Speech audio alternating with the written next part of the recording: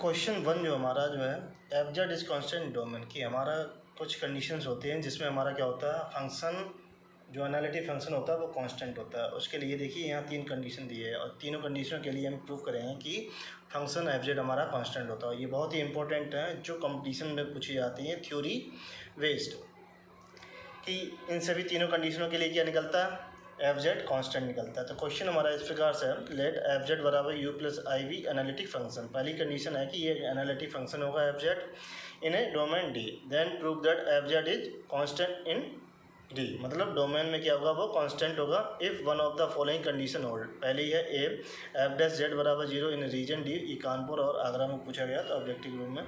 B है real F Z बराबर जब हमारा कांस्टेंट होगा। सी है इमेजनरी एफ जेड बराबर कांस्टेंट होगा। जो चौथा था वो हमने थ्योरम के रूप में प्रूव कर दिया, मॉडुलस एफ जेड बराबर क्या होता है, कांस्टेंट। उसमें भी फंक्शन क्या निकलता है, हमारा कांस्टेंट निकलता है एफ जेड। तो 1 बाई 1 हम इसे सॉल्व करते हैं। तो सॉल्यूशन सबसे पहले लेते हैं, मानता है एफ जेड बराबर दिया है जो u plus i v v analytic function.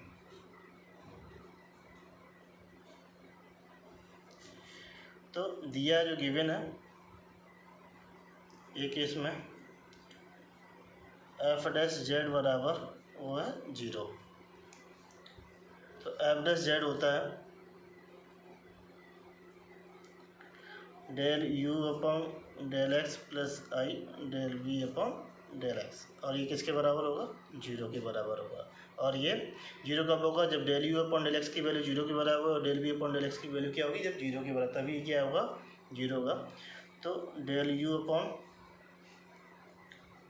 Del x बराबर 0 और del we upon del x बराबर 0। तो del you upon del x बराबर 0, तो ये क्या आ जाएगा, यू की वैल्यू आ जाएगी कांस्टेंट। तो इसको x के सापेक्ष इंटीग्रेट कर देंगे तो ये आ जाएगा यू एक्स कॉमा वाई, या सिंपली u बराबर 0 into d x plus C1 constant. तो u बराबर आ जाएगा C1।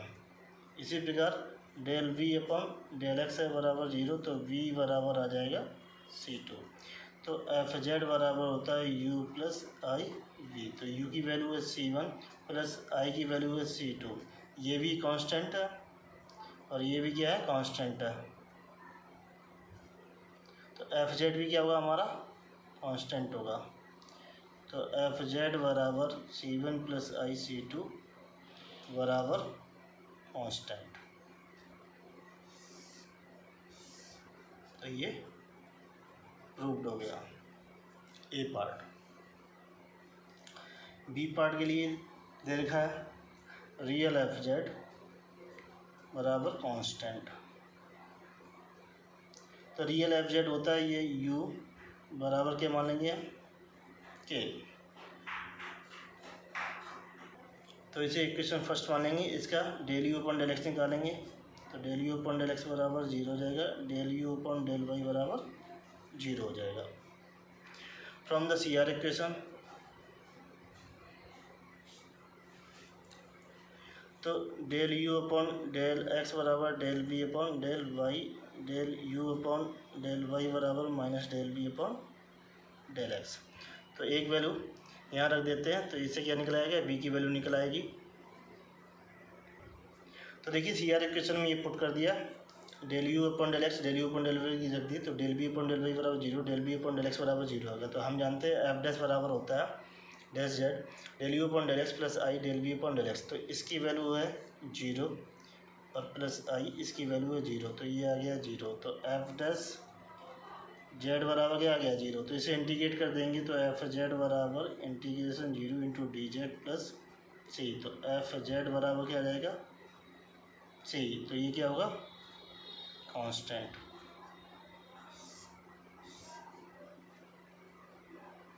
तो निकल आ गया एफ जेड बराबर कांस्टेंट।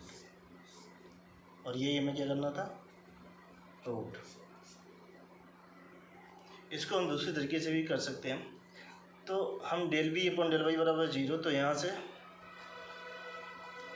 b बराबर क्या आ जाएगा, कांस्टेंट C1 आ जाएगा। तो एफ जेड बराबर क्या होता है, u plus i v. U क्या है, k प्लस आई और ये C1। तो ये क्या है, कांस्टेंट है।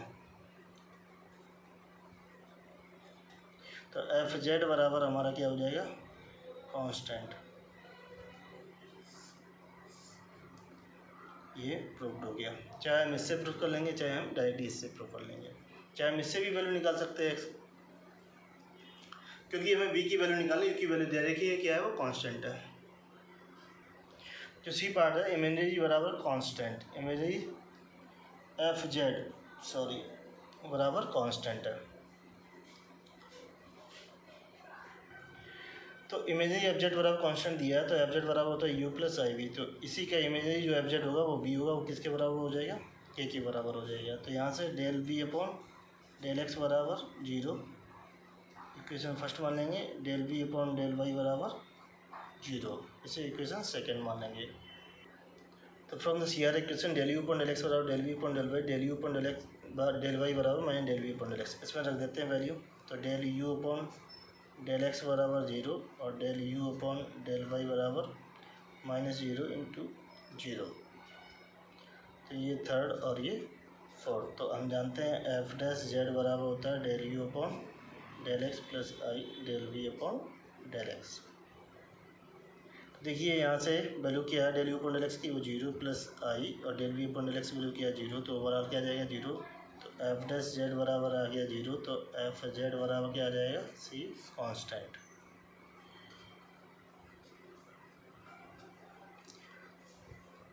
तो एफ जेड बराबर आ गया कांस्टेंट, क्योंकि हमने del you upon del x del B upon del Y की value del B upon del x की वैल्यू यूज़ की। ऐसे भी यूज कर सकते हैं हम, एफ डैश बराबर del B upon del y minus का i del you upon del y. तो देखिए यहाँ del B upon del Y की वैल्यू कितनी है 0 minus I, del you upon del Y की वैल्यू कितनी है 0, तो ये ओवरऑल 0 हो जाएगा। तो एफ डैश जेड बराबर 0, तो एफ जेड बराबर सी बराबर क्या हो जाएगा, ये कांस्टेंट। तो यही हमें प्रूव करना था।